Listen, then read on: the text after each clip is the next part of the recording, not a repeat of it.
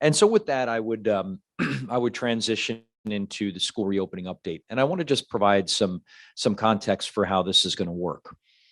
When I was attending ninth grade orientation, I kind of, I kneeled down and I was talking with a few of the freshmen, and they were asking me some great questions about what they could expect in school.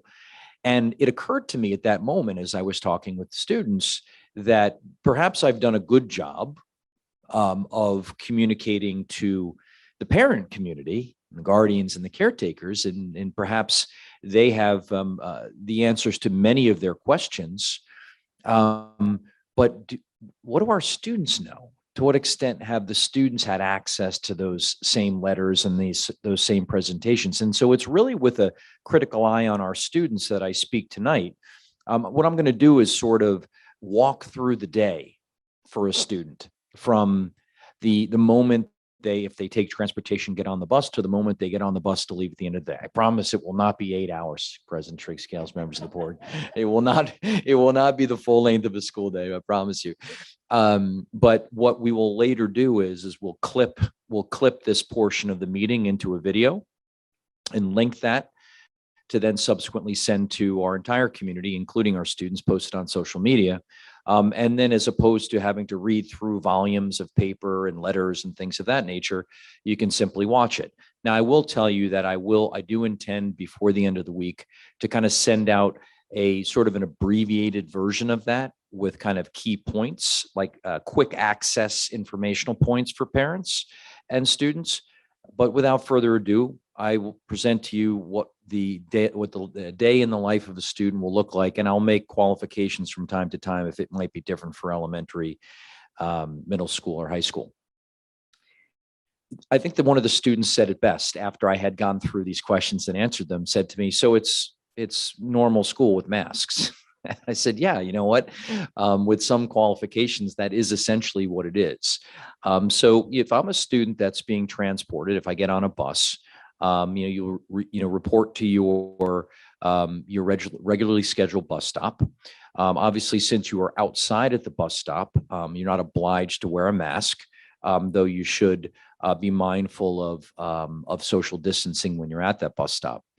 You will be required to wear a mask to get on the bus. And if you did not have a mask with you, if you'd forgotten it for some reason, the bus drivers will have masks that they can provide for you to get onto the bus. The buses will be, in most cases, at full occupancy. But again, students will be wearing masks on the bus, and the windows will remain open as much as possible, weather permitting, to ensure ventilation, even during the coldest of months. And even during times where there might be some precipitation outside, the windows will remain at least partially open to ensure that there is some fresh air intake into the bus. When arriving at school, you'll enter the school as you would in a typical school year. If there are specific entrances which principals have determined you'll come in, that information would have already been shared with you, but typically you will enter as you would have in a normal school year getting off the bus. One difference is that, at least at this point in time, we will not be doing thermal screenings to enter in the building. In speaking with our health advisory board, they have shared with us that at this time, as our community remains in the moderate range, we can feel comfortable not doing the thermal screenings. That being said, as with many of the things we're doing this year, if the level of community transmission rises into the higher levels, that might be an additional safety protocol that we need to put in place. But at this time, we will not be doing that. So you will enter the school. There will obviously be staff at the entranceways, and there'll be staff in the hallways to kind of monitor what's going on. There will be a decaling on the floors of the hallways to try and control the flow of traffic in either direction. We want to try and eliminate as much as possible the commingling and intermingling and mixing that occurs in the hallways. And you'll go to your classroom. In your classroom, what you can expect is that the distancing will be as much as possible, right? We know that all of our classes are different.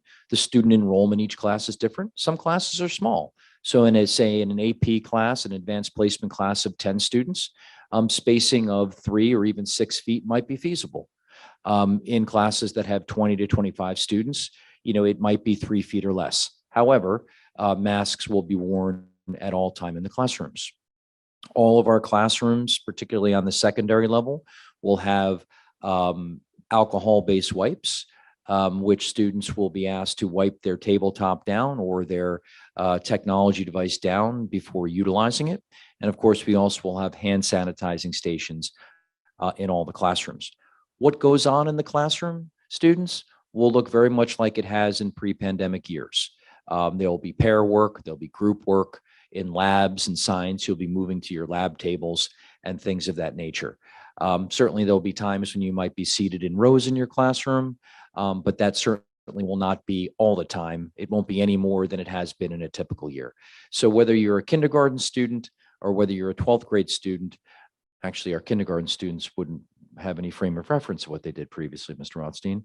But let's say, and even the first grades, any student that's been in a public school in the school before, prior to the pandemic, it will look like that, much like that, in the classroom. So let's talk about lunch for a moment. Obviously we're able to offer students both breakfast and lunch. All of our lunch and breakfast servings, at least at the beginning of the year until we get our feet under us, so to speak, will be grab and go. So there will be locations in the school, multiple locations in the school, where there will be grab and go lunches, cold lunches and cold breakfasts, which students will take. Now, over the course of the last several weeks, the principals have been working on how do we feed our students in our school, recognizing that they need to be 6 feet apart when eating, or 3 feet apart with a barrier. And so all summer, they've been working on this jigsaw puzzle of this is how many students we have eating at this time. Okay. And here's the spatial requirements. Can we utilize only the space we've used previously? In many cases, there are multiple locations in the school where students will eat and will be assigned to eat. And at times that could very well be outside. But the overall thing you need to understand is that we will serve and students will be safely distanced apart while eating.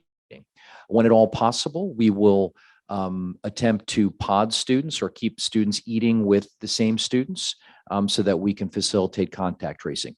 And all spaces in which students will eat in school will be sanitized in between sessions when there are multiple cohorts eating in the same space.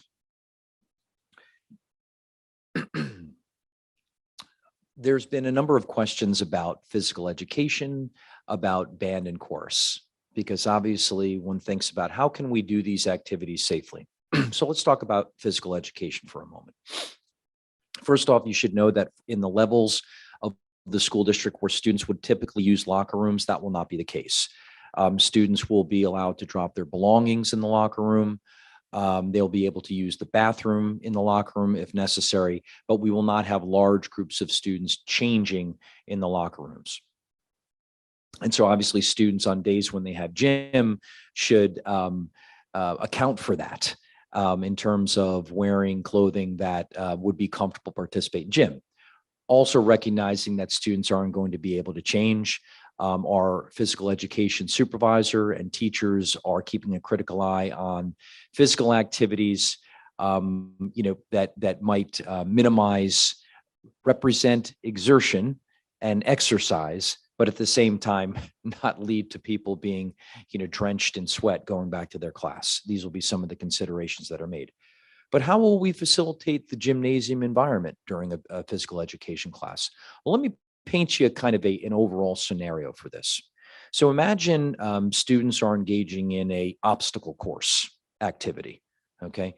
An activity where there's only one or two athletes or participants that are participating simultaneously, but both are spaced from each other and both are spaced from their classmates who are waiting to do that activity. While those students are engaging in that activity, their mask would be off. The students that were waiting on the line to go to participate in the activity, masks on. Mask comes off to exert, go to a section of the gym where you can be socially distanced to catch your breath before putting the mask back on, mask goes back on. That's overall how that'll be approached. But there'll also be where you'll have two students that are 20 feet apart, that may be kicking a soccer ball or maybe throwing a baseball or something of that nature. A critical eye will be placed on ensuring that we can maintain that distancing in that environment so it's safe. Band and chorus. Distance, as much distancing as possible, masks while singing, bell covers on instruments, masks on when not playing.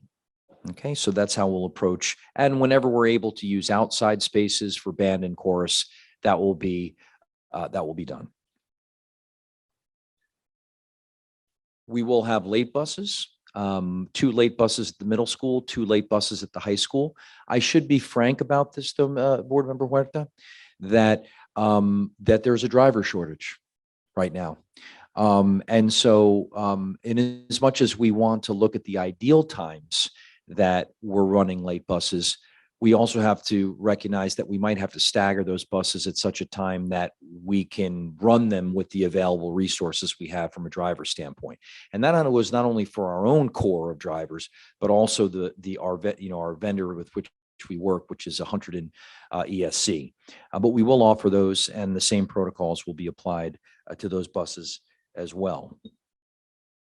So let's talk about what happens in the event of quarantine, right? I think that's probably really one of the big questions that's on people's minds. As the executive order indicates, we can offer virtual home instruction in several cases. One is obviously if the student needs to quarantine, and that could be for travel, that could be for close contact. The other is if that student is deemed to be having a pre-existing medical condition that puts them at particularly high risk of developing complications if getting COVID. Those are really the only reasons we would have, the only justifications we have for offering it. So if you are required to quarantine, you will be able to view the classroom from home through Google Classroom. The teacher will provide follow-up supports and activities through the Google Classroom platform. This is a relatively short timeline, right? So we would approach it in much the same way we would approach it if a student were out of school in a brick and mortar model. In this case, it would be even more beneficial to the student because they would actually be privy to what was going on in class. Certainly, we know that for our secondary school students, that's a much more comfortable modality, even upper elementary school.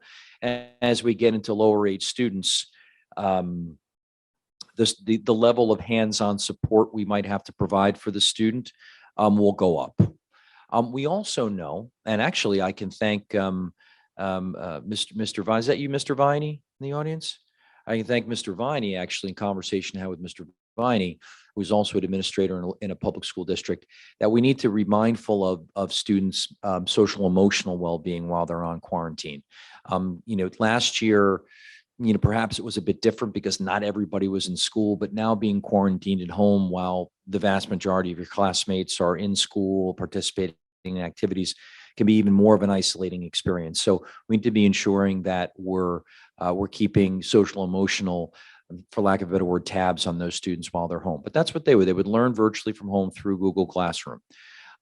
If you are a student who ends up receiving a medical exemption, that student could expect a far more hands-on approach beyond simply having a window into the classroom through Google Meets. And that could take a variety of different forms. It's not a boilerplate approach. It's not a one-size-fits-all, but the district is committed to any student that's home for a medical exemption to providing, aligned with the governor's order, instruction commensurate with in-person instruction. In terms of getting access to technology, Mr. Santiago, our Director of Technology, has established a pickup point at the high school. I do believe that he is going to be communicating that out if he has not already. It's going to be in a different location than it was previously. It had been in the cafeteria, but obviously now we're going to be using the cafeteria. So there's a little office space with an outside door in proximity to the cafeteria that will enable parents to come pick up a unit without actually having to enter the building. And he will be putting out information relative to that process. But I think if you're a parent, if you're informed that your child needs to quarantine, The best point of contact remains either the building principal or the guidance counselor, and obviously they can steer you through that process. And listen, at the end of the day, if we need to actually deliver a Chromebook to someone's house, we have no problem doing that. We've done it in the past, and we'll do it again. We'll get the students what they need in order that that instruction continues, and that will not be counted as an absence. You will be noted as students as attend present virtual will be the code in the system for that.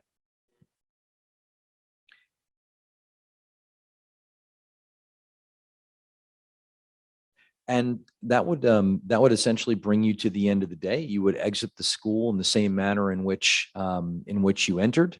You would get on your bus. You would be dropped off home, and that would be your day.